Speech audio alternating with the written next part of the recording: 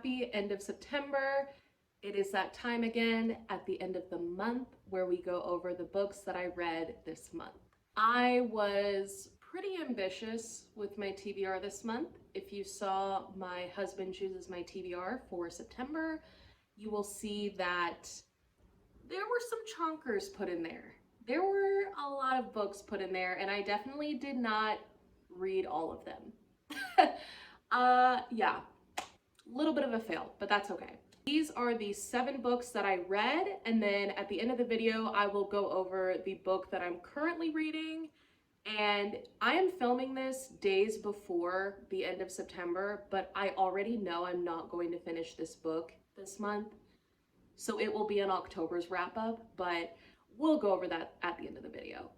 First up on audiobook, I listened to Love Theoretically by Ali Hazelwood. I ended up giving this 4 stars. This is about a woman who is an adjunct professor who is applying for a more permanent kind of, not tenure position, but a more prestigious, steady position at a college. She is a physicist and is specifically a theoretical physicist. Also on the side does fake dating for additional money, basically like a side hustle type thing. Our main male character ends up being one of her dating clients' brother, and also happens to be a professor at the college that she is applying for a more permanent position at. I ended up giving it 4 stars because for me, it was a lot of science. There was a lot of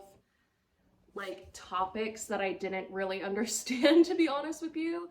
I have never been like a science person. I mean, I did do well in school with that, but I'm not like interested in that at all. So I think that if you're someone who is interested in that, or who is just better at understanding it than I am, that maybe you would end up giving this 5 stars. This definitely has the potential to be someone's like, maybe not favorite book, but one of their favorites.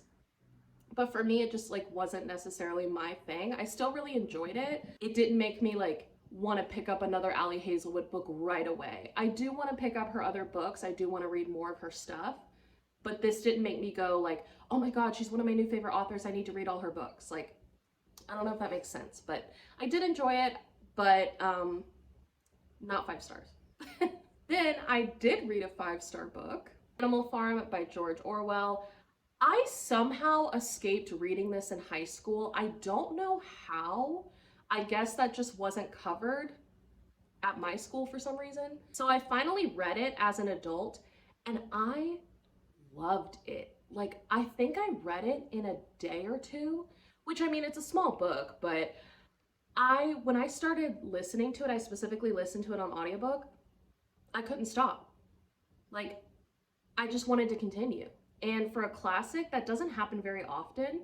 So I loved it. I loved the themes. I felt like what happens in this book is such a good allegory for not only the time, but really like modern day time. It relates even now. It's one of those books that as long as capitalism exists, this book is going to be relevant. And so it'll be relevant forever, essentially. I really, really resonated with this. I really enjoyed it. So this was definitely 5 stars. If you're looking to get into classics, I recommend in general starting with smaller books, but this one I thoroughly enjoyed. Another audiobook, My Best Friend's Exorcism by Grady Hendrix. I gave this one 4.25 stars. You can guess what it's about. The title is accurate and it was really good. It was a really fun time. I thought the narrator specifically for the audiobook was so good. There are so many voices that she has to capture and she did such a phenomenal job. So I recommend this one for audiobooks specifically, though I'm sure reading it physically is a good time, but it was really good. I really enjoyed it. Then the slump sort of starts. So this is why I didn't read as much as I would have liked maybe. I think just with how busy life has been over the past few months, and I've still been pushing myself to read through it, I just kind of hit a wall, or started to hit a wall, and was doing my best to get out of that. One thing that I like to do whenever I feel a reading slump coming on and I'm trying to fight it is to read books that I can take my time with, that I don't have a specific time limit on. Library books, for example, you have a limited amount of time to read a library book because you have to return it, obviously. If I'm in a reading slump, I'm not going to pick up a library book. Unless it's like a really short book, I don't want to feel pressured to finish it at a certain time.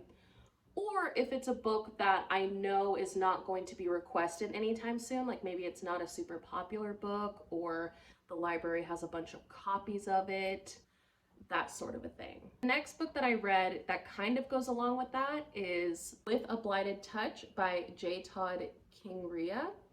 I got this as an ARC copy from the author. He DM'd me on Instagram and he was so sweet. Like, he's such a nice guy. And so I was happy to read this and I ended up giving it 4 stars. I really enjoyed it. This is a haunted story about a man named Kit who goes back to his hometown and finds out that his mother has passed and is able to see the town after years of being away from it. And he notices blight everywhere, which is not necessarily new, but has gotten worse over the years. He ends up finding a lot of things about the town that he didn't know before that are the reason why the town is haunted. And he also finds out about himself. Wow, that was such a cheesy line, but it's true. I enjoyed this a lot. I will say that I thought that you kind of get to see a little too much too soon. I wrote that in my Goodreads review as well, that I think leaving a little bit more to the imagination in terms of the creepy aspects of this book would have maybe aided the plot a little bit. But other than that, I really enjoyed this book and I definitely recommend it. It comes out October 24th, so if you're interested, I definitely recommend it, and there will be a link down below along with any book that I mention in this video. That one was a good one for when you're entering a reading slump because it's fairly short. It's less than 300 pages. So that one was a good one for a reading slump. And also short stories, shorter books. So the next 3 books, which are the last 3 for the month, are really short. I read The Grown Up by Gillian Flynn and I gave this 5 stars. It is a short story. I don't think you can even count it as a whole book, but I mean, I did for the sake of Goodreads, but it's literally 62 pages, so it's short. I don't even want to get into the plot of this one because I feel like it's way too easy to spoil, being that it's so short. All I can say is that if you like haunted houses or anything like that, I definitely recommend this book. And I actually think this would be the perfect book for like fall, Halloween, ooky kooky spooky times. This is it. Then, because I am an Ellen Hopkins stan, which is such a weird thing to say, but like, sorry, not sorry, that's my life. I decided to pick up a book that probably inspired Ellen Hopkins. I would be shocked if this was not a book that inspired her. Go Ask Alice by Anonymous, though it has since come out that it was by someone. I don't remember her name. We're just gonna go with Anonymous though. This is about a teen girl who gets mixed up in the drug life, specifically LSD, and things go on from there. It is a teen drug story, very similar to Ellen Hopkins' books. However, I gave this 3 stars. The reason I gave this 3 stars is the ending, which I'm not going to spoil for you. Some people will love the ending. Some people will be like, what the hell was that? And for me, I was like, what the actual hell was that? The ending did not feel justified at all. It felt like propaganda. It felt really dumb. Yeah. Then, to go along with my reading slump era, I read some short stories. This is Found. It's an anthology series. This is the cover. I show you the spine because the cover doesn't tell you anything. This is a collection of short stories from a bunch of different authors, and I gave this 4.25 stars. I really enjoyed this. Because every author in this is different, there's no repeat authors, Some of the stories I resonated with a lot more than others. Some of the stories I will never forget, and some of the stories I was waiting for them to be over. Not very many though, I will say. I really only felt that way about like one or two of the stories that I just didn't like it. But other than that, I enjoyed all of the stories, and some of them were so creepy and so just WTF is the best way I can explain it. That yeah, I will never forget them. And this would be such a good reread as well. I feel like I would definitely want to reread at least some of these stories. Maybe not the entire thing, but I don't know. I really enjoyed it. I definitely recommend this, especially if you're in a reading slump and you like horror, because same thing, they're fairly short. So what I was doing when I was kind of like fighting my reading slump is I would read one or two stories a day and just kind of take my time with it. I wasn't putting a lot of pressure on myself to like read this by a certain time.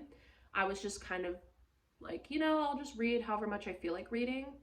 And if a story was really good, it would incentivize me to read another one. And so I ended up finishing this in like 4 days, not on purpose or anything. I just was really enjoying it. This is the part where I get out of my reading slump. And it's actually A, super shocking, and B, kind of embarrassing the way that I was able to accomplish that. I started reading a book maybe like 4 days ago at this point. House of Leaves. As you can see, I have been annotating it. I'm obsessed. This is the biggest book ever. It's basically a textbook. And I was super intimidated to pick this up because it's so long and because so many people have so many things to say about it. I wanted to read it, but I had been putting it off for months because I was just scared. And I love it. I unironically love it. And I'm so embarrassed by that fact because this book is just, I don't know. It's... I don't even know what to say. Like, I feel pretentious loving this book. And that's not my intent, but that's just how I feel.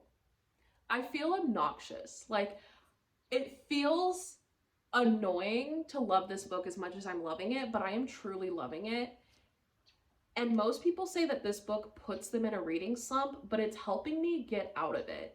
Because anytime I have to put this book down, I'm just like, I cannot wait to pick it back up. If I have any free time, I'm wanting to read this book. Like, I was playing Pokemon for like a solid week because the new DLC came out for Pokemon Violet and Scarlet. If you know, you know. This got me to put that down.